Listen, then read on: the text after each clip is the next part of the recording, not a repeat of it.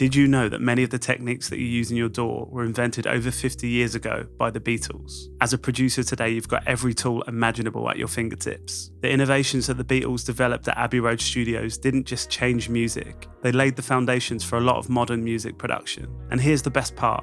They're just as useful today as they were back then. And in this video, I'm going to break down some of these techniques, where the Beatles used them, and how you can use them in your own music today. So before the Beatles became the legends that we know today, they were just four normal lads from Liverpool. And by 1962, they'd signed to EMI Records and were paired up with legendary producer George Martin to work at Abbey Road Studios. Martin, often known by many as the fifth Beatle, brought a classical background and an open mind to the band's boundless curiosity. And when they first arrived at Abbey Road, it was a pretty standard studio, but the Beatles alongside Martin and the on-site engineers turned it into an experimental playground, using every tool at their disposal to push the limits of what a song could sound like. And it wasn't just about thinking creatively, it was about inventing completely new ways to record music. This experimentation led to some of the most groundbreaking techniques in music history, techniques that you can now replicate in your DAW. So let's dive into this first one. I wanted to start with automatic double tracking, or ADT. Back in the 60s, recording vocals twice for a fuller sound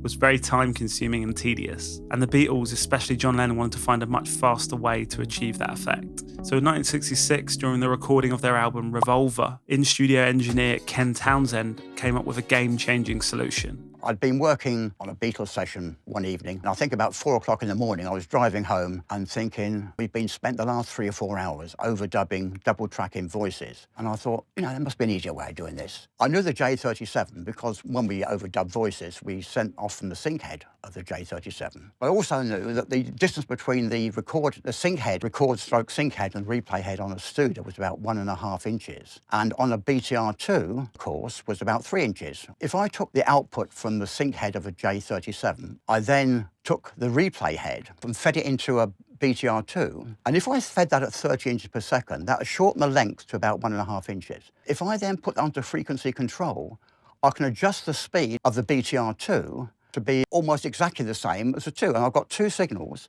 One is the original signal, and then the same original signal, but delayed by about 100 milliseconds. By running the same vocal track through a tape machine, slightly delaying and modulating it, he created a fuller layered effect without having to record the second vocal. And this technique was first used on tracks like Eleanor Rigby and Tomorrow Never Knows, giving the Beatles their signature vocal sound during this era. Today, recreating ADT is easier than ever. So first of all, I played in this little guitar loop.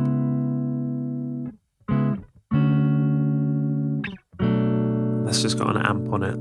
And I want to double that track and then copy that over. Then I'm going to pan one to the right and one to the left. And what I want to do on that second track is then get a sampler delay in Logic. And I'm going to link the 2 channels. And then I'm just going to bring up the milliseconds of delay until I hear something I like. And you can hear it kind of widening as the 2 tracks are kind of pulled apart in time. And then if I add a flange on there as well, just a little bit of modulation for a bit of movement. And then bring the mix down a little bit. You can hear the difference when I turn those off and when you turn those back on. So that's one way of doing it. The second way is using the Waves Real ADT.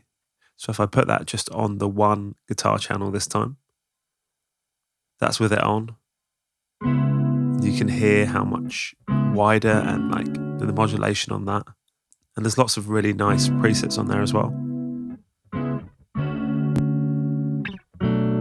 You can mess around with that until you find something you like the sound of.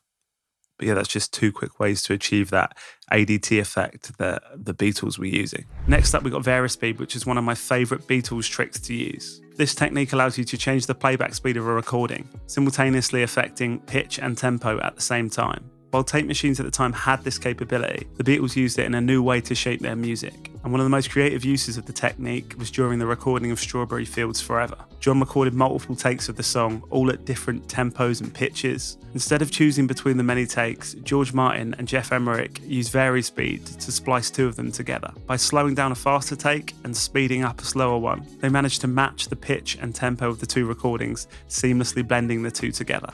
So the first take that he liked was take 7, which was 90 BPM, A major, and that sounded like this.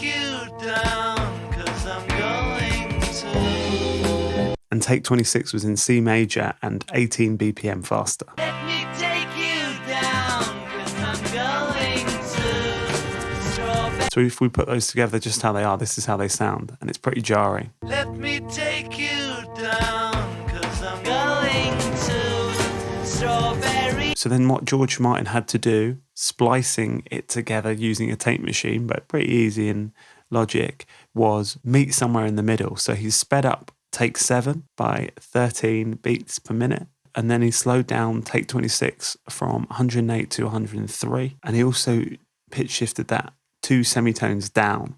So they met somewhere in the middle. And this is how it sounded. Let me take you down, 'cause I'm going to strawberry fields. However, Varispeed isn't just used for blending takes together. It can also be used to transform the tone of a recording. On their track Rain, the Beatles recorded it at a faster tempo with a higher pitch, and then slowed it down during playback. The result was a heavier and darker tone that ended up giving the song a dreamlike, more hypnotic quality. And obviously today in our DAWs, we don't need tape machines to recreate Varispeed. So if we come back into Logic, I've got this idea I've been working on.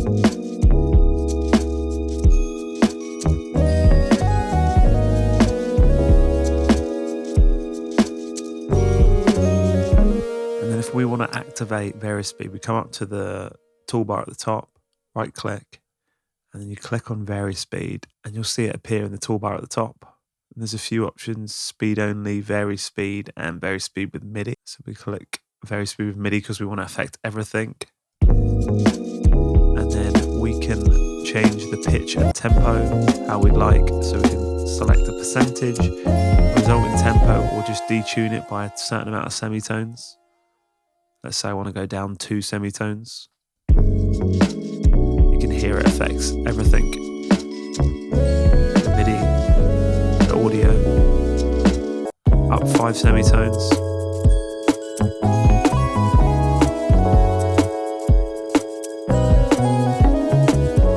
And I think the best thing to do with that is just to play around until you hear something you like. You never know what you've been working on might sound a lot better in a different key and at a different tempo. So for me, I think it's a really cool thing to do once you've been working on an idea for a while and you just want to freshen it up a little bit. So moving on to the next one, let's talk reverse effects. And these are some of the most iconic techniques the Beatles brought into popular music. And they discovered it almost accidentally during the recording of I'm Only Sleeping off the Revolver album. John got a spool of tape of the rushed mix of the backing track to I'm Only Sleeping.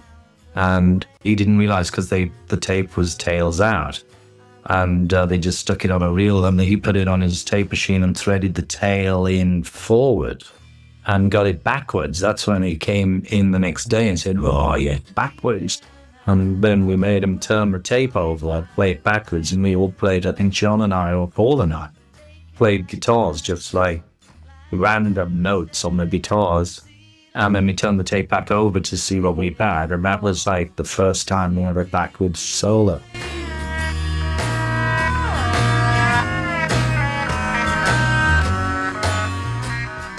These days, creating reverse effects is simple. In your DAW, you can just reverse any audio clip and then use effects like reverb or delay to make it sound more natural or maybe even more eerie. It's perfect for intros, transitions, or just for experimenting with your track. Right, here's a way that I like to use the reverse effect on guitars or on synths or any sort of sound. And I've recorded in the guitar chords again. This time I've just strummed them.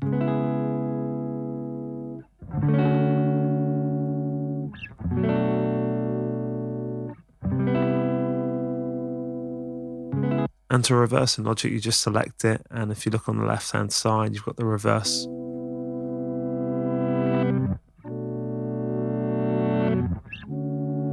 But what I want to do is first of all chop the separate chords and then reverse them so they're in the correct order to play with the other guitar.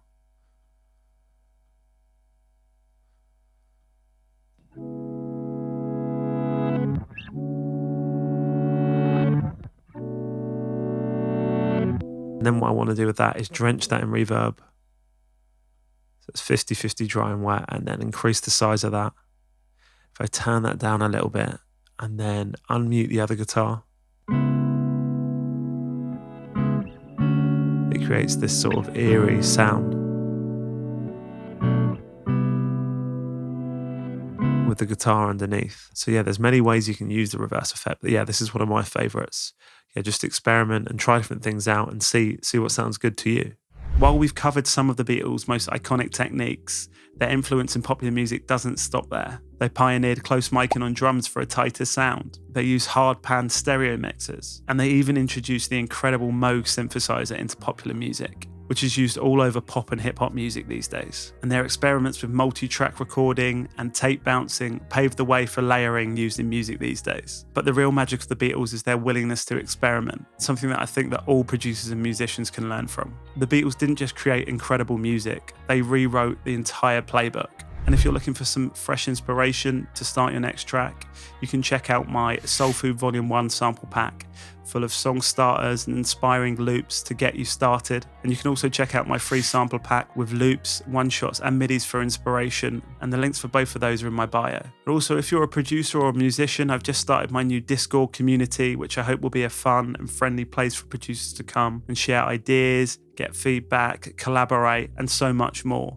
So if you want to be part of that, again, the link is in the description. Thanks so much for watching. If you like this video, please hit like and subscribe. And if there's any other artists or production techniques you'd like me to cover, please let me know in the comments.